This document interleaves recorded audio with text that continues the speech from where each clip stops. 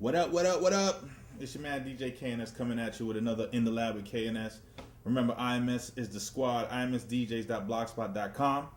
Check us all out at our MySpaces. I don't know everybody's MySpace, but I know mine. So it's myspace.com/DEEJAYKNS. DJ KNS at MySpace. Hit me up over there, see what I'm doing and all that.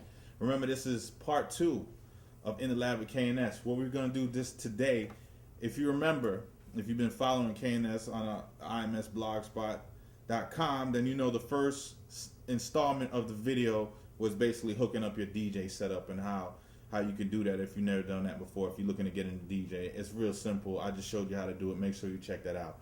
Part 2, we're going to take it a step further. Right now, everybody who's a DJ or anybody who's a serious DJ hobbyist has what we call Serato. Serato is actually a computer-based program that combines software with hardware with your traditional DJ setup and allows you to manipulate whatever audio and video files you have on your laptop with your turntables and CD players and your mixer. You know what I'm saying?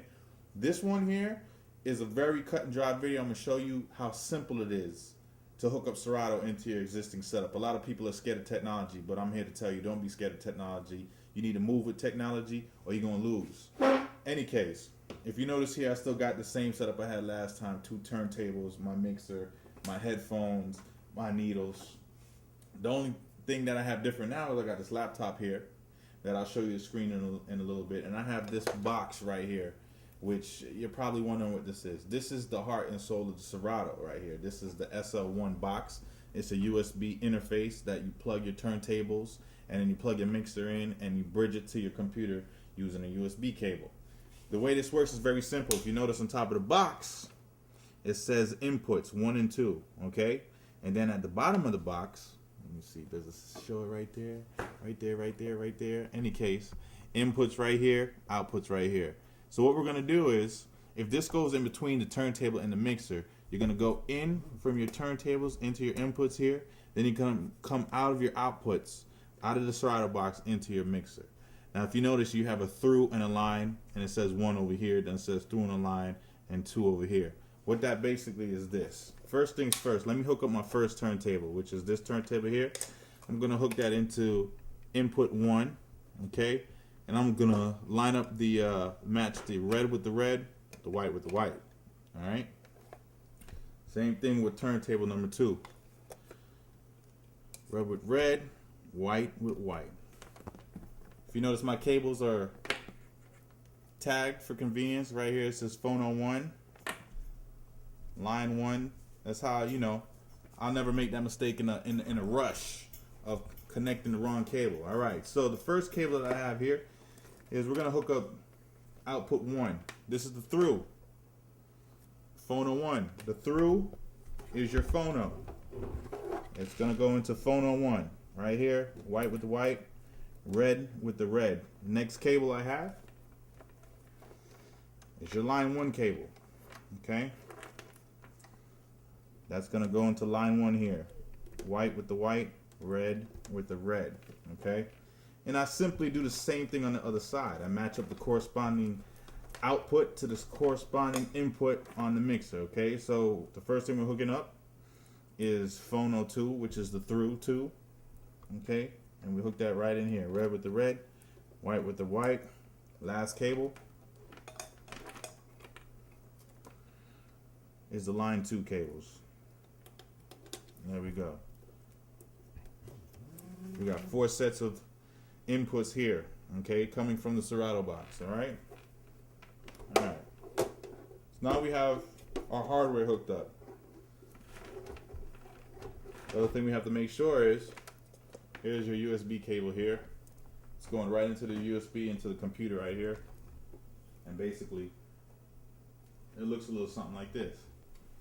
Alright people, now that we got our Serato box hooked up, next thing we got to do is we got to make sure certain things are set up the correct way within the software. Take a look at the screen really quickly right here. Remember, this is a brief overview of the Serato system so you can quickly get started. We'll get more in depth as we go along with the In the Lab series with KNS. If you go right over here, there's a setup tab right at the top here. You might not be able to see it on the screen, but it's all good. All I got to do is, there we go. You see the little cursor there, boom. Setup. Okay. First things first is if you notice these two screens right here, there's nothing on there. If you're in a loud club or something like that, before you actually play the record, you want to put the needle on the record, and then you'll see some reaction if it's picking up any type of noise, and you can adjust that.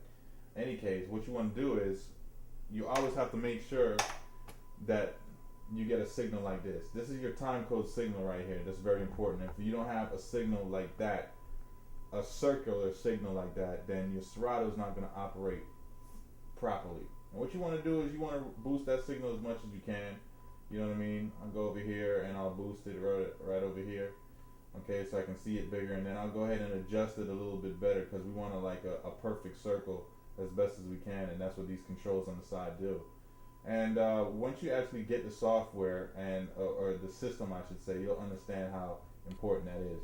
Now, below that is something called USB size, USB buffer size, in parentheses latency.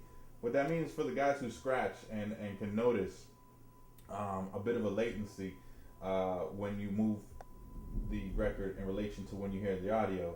The best thing to do, if you notice here, you see there's two lines with arrows in between here that are really small, and there's two lines with arrows in between here that are really big.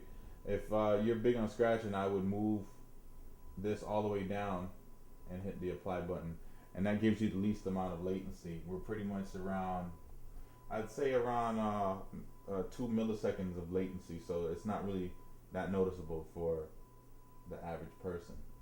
Alright, the other thing is right next to it is your audio input level. It says line and phono. This is very important, okay? If you have normal turntables that don't have a preamp built in, make sure you have it on phono, okay?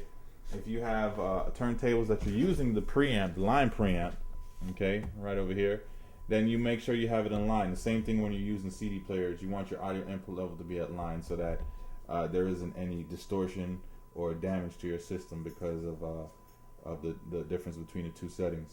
Okay.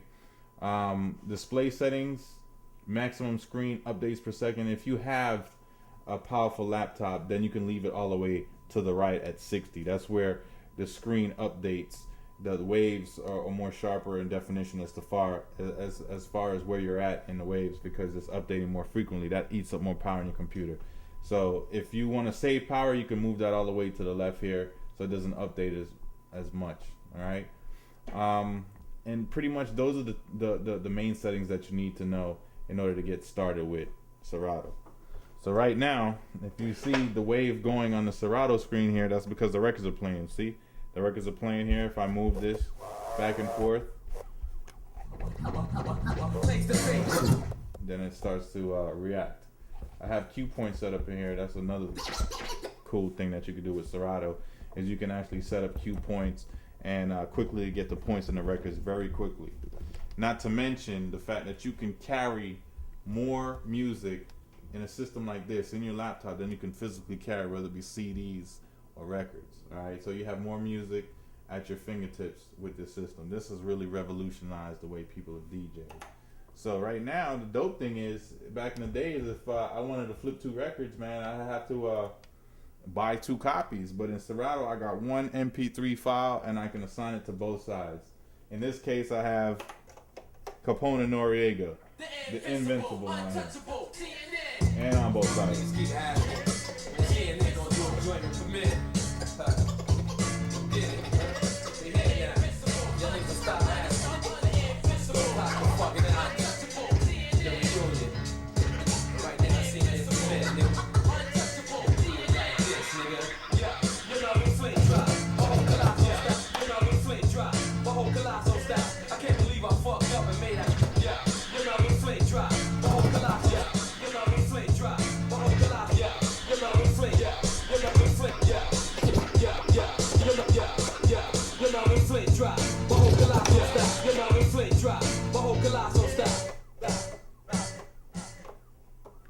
So any case, man, that's a real quick overview of what you can do when you have the Serato. The possibilities are endless. You heard it from KNS.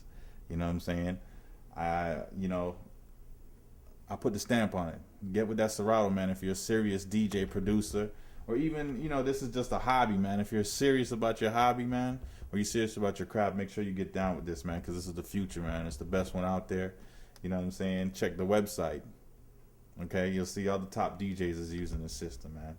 You know, so stay tuned for In the Lab with KNS Part 3. We're gonna go over some more Serato stuff, but we're gonna get deeper into the Serato. We might even touch on the Serato mixer, the SLTTM57. You know what I mean? Shout out to Mike May, my man Steve, and all the guys over the Serato and Rain, man. KNS signing out. IMS is a squad.